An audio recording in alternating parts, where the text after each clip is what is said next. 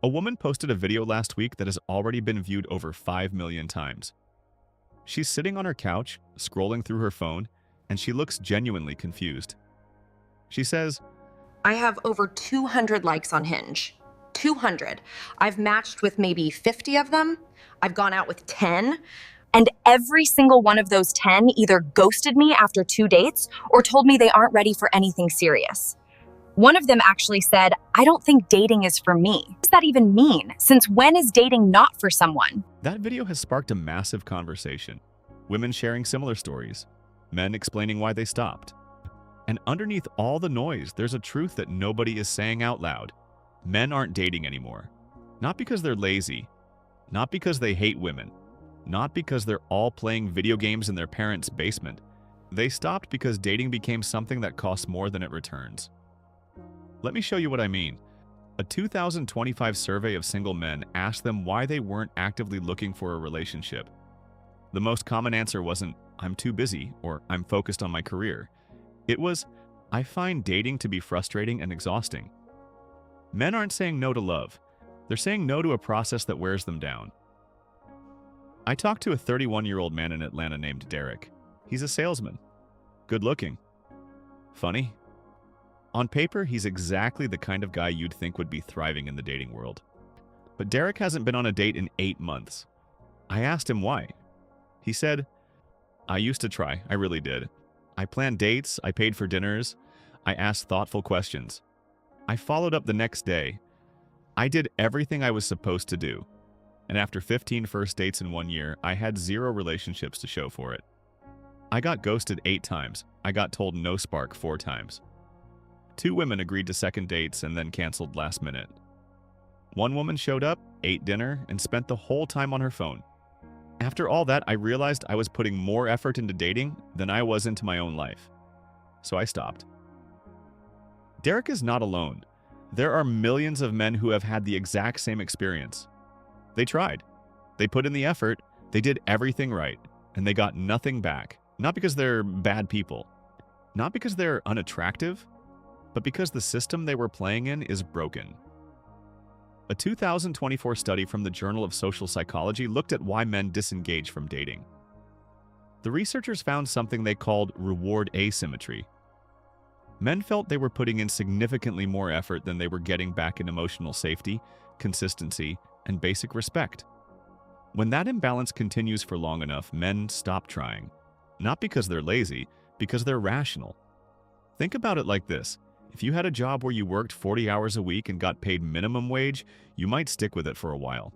But if you worked 40 hours and sometimes got paid and sometimes didn't, and your boss never gave you feedback, and every few weeks you got fired for no reason, you would quit. Not because you're lazy, because the job is bad. That's how dating feels to millions of men right now. A bad job with no feedback, no security, and no guarantee that effort leads to anything. The apps have made this worse. A 2026 report on dating app usage found that men's time spent on dating apps has dropped significantly. Not because they found other ways to meet women, but because they stopped trying to meet anyone at all. They open the apps, see the same profiles, send the same messages, get the same silence, and close the apps feeling worse than when they opened them. A 26-year-old man in Denver told me, I can swipe for an hour and not feel anything. I can send 20 messages and not expect a single reply. I've become numb to it, and that numbness has spread to real life. I see a woman I'm interested in at a coffee shop, and I don't even think about approaching her anymore. Not because I'm scared, because I don't see the point. Nothing ever comes from it. So why bother? That numbness is the real crisis. Not anger, not bitterness, just a quiet emptiness where hope used to be. Men have been rejected so many times, ghosted so many times, disappointed so many times, that they've stopped expecting anything different. They've stopped hoping. And once a man stops hoping, he stops trying. A 2025 study from the Pew Research Center found that among single men who are not actively looking for a relationship, the most common reason was that they found dating to be too difficult. Not that they didn't want a relationship, not that they were too busy, but that the process itself was so draining that they chose to opt out entirely. This is what not dating anymore looks like in 2026. It's not men living in caves, it's men going to work, paying bills, hanging out with friends, pursuing hobbies, and living full lives that don't include romance. They've built lives that are complete without a partner, and they've realized that dating doesn't add to those lives, it subtracts from them. A 33-year-old man in Portland told me, "I'm not against love, I'm not against relationships. I'm against spending my weekends doing things I don't enjoy with people who don't appreciate me in the hopes that one day I'll find someone who does. I'd rather spend my time on things that I know make me happy. My guitar, my friends, my hikes. Those things never ghost me."